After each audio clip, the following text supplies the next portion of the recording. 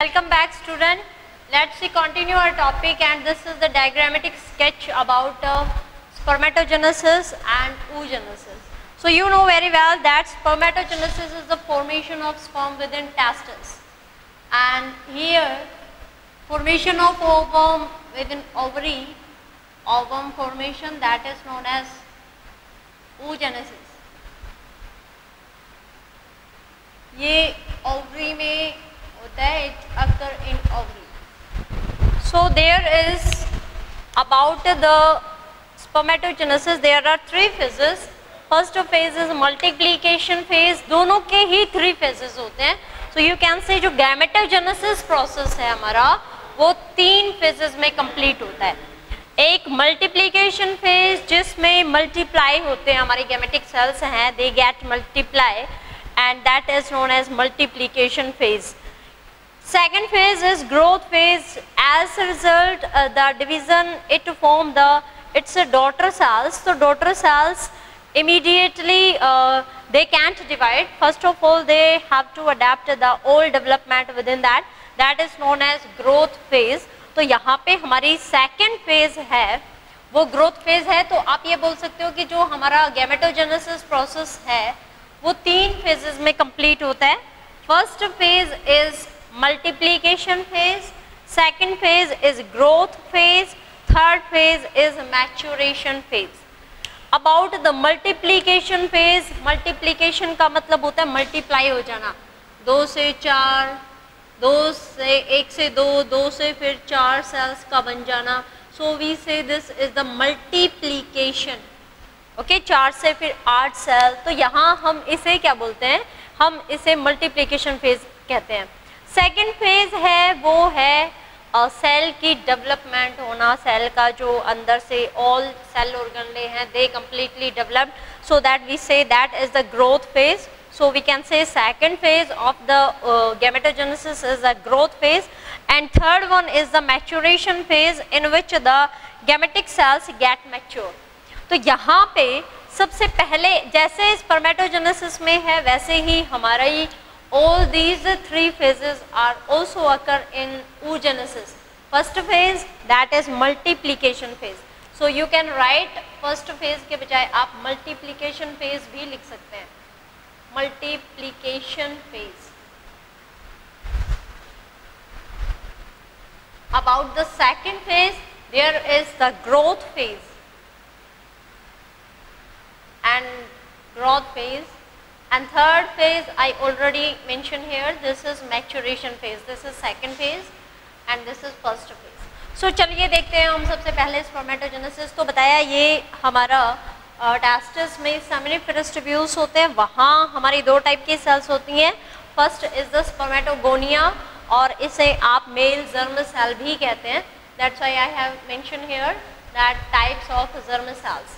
ये डिविजन्स हैं जो डिविजन्स आपको बताए जाएंगे कि कौन सा डिवीज़न माइटोसिस या कौन सेल है वो कौन सा डिवीज़न अडेप्ट करती है, माइटोटिकली डिवाइड करती है या फिर वो मियोटिकली डिवाइड करती है. तो दिस इज़ द स्पर्मेटोगोनिया, और spermatogonia is the plural and singular है वो स्पर्मेटोगोनियम. यहाँ इसे आप मेल जर्म सेल भी कह सकते हो क्योंकि सेमिनिफेरस ट्यूब्यूल्स के अंदर दो सेल थी, male germ cell. This is within the seminiferous tubules दो सेल थी हमारी, एक मेल जर्म सेल और उसी का नाम था स्पर्मेटोगोनियम, और सेकंड था वो that was the Sertoli cell which is responsible for giving nourishment to male germ cell as well as these spermatids. तो spermatogonium which is 2n in number, means यहाँ पे 46 नंबर ऑफ क्रोमोसोम होते हैं. ये mitotically divide करेगा first of all, because multiplication phase है ना, तो ये माइटोटिकली डिवाइड करेगा. एक सेल से दो सेल्स हमारी बन जाएंगी, और इनका नंबर ऑफ क्रोमोसोम इनमें कितना होगा, क्योंकि माइटोसिस है तो माइटोसिस को हम इक्वेशनल डिवीजन कहते हैं. That's why the number of chromosome here in this primary spermatocyte it will form, and the number of chromosome is the same as a parental cell, that is 46 number of chromosome. 46 number of chromosome. एक cell लेके चलते हैं हम. सो ये बन गया हमारा, जैसे ही फर्स्ट डिवीजन हुआ तो ये बना primary spermatocytes. Primary spermatocytes undergo second phase, and that second phase is known as growth phase. It will take nourishment and it will fully grow in size as well as complete development take place here. Then after meiosis occur, or meiosis, as you know, meiosis is the reductional division. Mitosis को equational division कहा जाता है और meiosis है हमारी वो कैसा division है, that is the reductional division. इसीलिए नंबर ऑफ क्रोमोसोम यहाँ पे हाफ हो जाते हैं. यहाँ पेरेंटल सेल में जिसे हम प्राइमरी स्पर्मेटोसाइट कहते हैं, this is the primary spermatocyte, क्योंकि ग्रोथ इसी में हुई है ना, डिवीजन तो हुआ ही नहीं है इसमें अभी. तो primary spermatocyte undergo meiosis and it form spermatocyte, secondary spermatocyte. and यहाँ मियोसिस होगी तो नंबर ऑफ क्रोमोसोम है. मियोसिस फर्स्ट होती है पहले. माइटोसिस में क्या होता है, एक सेल दो सेल में डिवाइड हो जाती है, लेकिन मियोसिस में एक सेल चार सेल में कंप्लीट होती है. बट इसके दो स्टेप हैं, मियोसिस फर्स्ट और मियोसिस सेकेंड. तो यहाँ पहले मियोसिस फर्स्ट होगी तो यहाँ हमारा जो प्राइमरी स्पर्मेटोसाइट है उसमें मियोसिस होगी. It will form secondary spermatocyte which is haploid in number. Number of chromosome इसमें घट गए क्योंकि ये रिडक्शनल डिवीजन है, half half number of chromosome हो गए. तो यहाँ 46 नंबर ऑफ क्रोमोसोम थे, यहाँ कितने नंबर ऑफ क्रोमोसोम रह गए, 23 क्रोमोसोम इसमें, 23 क्रोमोसोम इसमें. आप इसको 23 पेयर्स भी कह सकते हो क्योंकि 23 pairs means 46 number of chromosome. पर यहाँ जब ये सेकेंडरी स्पर्मेटोसाइट्स बने तो यहाँ नंबर ऑफ क्रोमोसोम घट गए, हाफ हो गए. इसीलिए नंबर ऑफ क्रोमोसोम कितने रह गए, 23, and here also 23. Then after meiosis second occur. Meiosis second, as the result of this meiosis second, here the formation of some rounded cells, and these rounded cells are formed by the meiotic division of secondary spermatocytes. और यहाँ पे meiotic कौन सा division हुआ है, second division हुआ है. तो प्राइमरी स्पर्मेटोसाइट्स का ही रिजल्ट है जब meiosis कंप्लीट हुई. तो ये बनाएंगे spermatids. These rounded cells are known as spermatids. And then after these spermatids enter into the cytoplasm of the Sertoli cell. These will enter, या these will receive the, ये enter कर जाते हैं वैसे तो फुली, और साइटोप्लाज्म से information cytoplasm से नरिशमेंट लेते हैं और it form it's modified structure. और ये क्या कहलाता है, इसे हम क्या बोलते हैं, we call these are sperms. So these are also n number. This is, ये क्वेश्चंस बहुत इंपॉर्टेंट हैं. You have to be remember that what is the number of chromosome in spermatids. So there is the number of spermatid in spermatid is 23, means you can say it is only haploid. यहाँ ये हमारा बना, these are known as spermatozoa. So that आप देख पा रहे हैं कि ये जो complete है formation of spermatozoa from spermatogonium is known as complete. This is known as spermatogenesis. If अगर आपसे ये पूछा जाए what you mean by spermiogenesis, तो ये इससे पहले वीडियो में भी हमने थोड़ा सा डिस्कस किया था कि स्पर्मेटोजेनेसिस और स्पर्मियोजेनेसिस में क्या डिफरेंस है.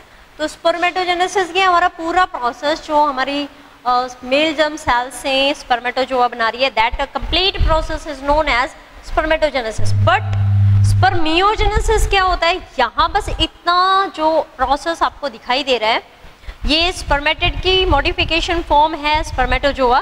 तो इस प्रोसेस को ही हम स्पर्मियोजेनेसिस बोलते हैं. और spermiation means releasing of sperm. Next हम चलते हैं oogenesis पे. So you know very well, in previous video we discussed about it that it occur in ovary, and this oogenesis is responsible for the ovum formation.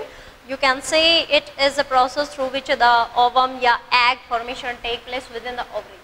So there are also in this oogenesis is also complete in 3 steps: multiplication phase, growth phase, and maturation phase same as spermatogenesis. तो यहाँ types of germ cells हैं and these are divisions. Which divisions occur during the multiplication phase, growth phase? Growth phase में तो होता ही नहीं है क्योंकि division हो जाएगा तो फिर growth phase क्या रहेगी? Oogonium. Let's we start. This is the oogonium. Okay. And एक spermatogenesis है, ये start होता है after puberty. But आपको ये ध्यान रखना है in case of oogenesis it is not start after puberty, बल्कि ये तो fetal life, female जब fetal condition में होती है female बेबी तो ही multiplication, तो ही हमारा oogenesis start हो जाता है. This is known as oogonium, and here oogonium undergo mitotic division because multiplication phase is defining about mitosis. So that oogonium का number of chromosome कितना है? 46 number of chromosome. That is 2n in number. 46 number of chromosome here present in oogonium. It undergo mitosis, and mitosis है तो ये क्या ही बनाएगा? It will form primary oocyte as same as the primary spermatocytes. Primary oocyte, this is also 2n in number. Spermatocyte भी 2na number है, यहाँ पे ये भी हमारा 2na नंबर है, यहाँ पे भी ये एडिशनल oogoनियम है, एडिशनल प्राइमरी oocytes है, तो इसको हम छोड़ देते हैं, एक ही तरफ चलते हैं, हमारा एक ही फॉर्मेशन होता है. So that this is the growth phase. Growth होती है, इसमें ग्रोथ होगी तो it will fully developed, and same क्या कहा जाएगा? फुली डेवलप्ड होगा भी, ये प्री मैच्योर है और ये मैच्योर है क्योंकि ग्रोथ फेज हुई है इसमें तो मैच्योरेशन आ गई ना, तो ये भी क्या है? This is also primary oocyte. This primary oocyte occur each month in ovary of the female after puberty and it undergo meiosis. meiosis में जाएगा ये, meiosis में first polar body बनाएगा and second is the second polar body. This second polar body is released, sorry, second oocyte, this is released during ovulation process. Ovulation means releasing of ovum. तो क्या release होता है? ये secondary oocyte है, ये हमारी ovary से release होता है, अनफर्टिलाइज्ड होता है ये. यहाँ पे फर्टिलाइजेशन तो बहुत बाद में होती है. फर्टिलाइजेशन प्रोसेस कहाँ होता है? फर्टिलाइजेशन होता है फैलोपियन ट्यूब में. फैलोपियन ट्यूब में सेकेंडरी oocyte हमारी ओवरी से रिलीज हो जाता है, and second polar body further division में जाती है and it will meiosis second. This is the meiosis second and it form n number structure, and this is also 3 polar body. If anybody will ask to you how many polar body are formed during the oogenesis, then you will say there are 3 polar bodies are formed during the oogenesis process. So that this is the mature ovum where fertilization occur. ये fertilization sperm is going to interact with the ovum and it release its nucleus here within the cytoplasm of ovum. That's why it fuse with the ovum and यहाँ पे तब हमारी meiotic second division है वो complete होता है. यहाँ ये mature ovum बन जाता है and it form zygote. Zygote is the fertilized part and ये कहाँ होता है? It occur in the fallopian tube.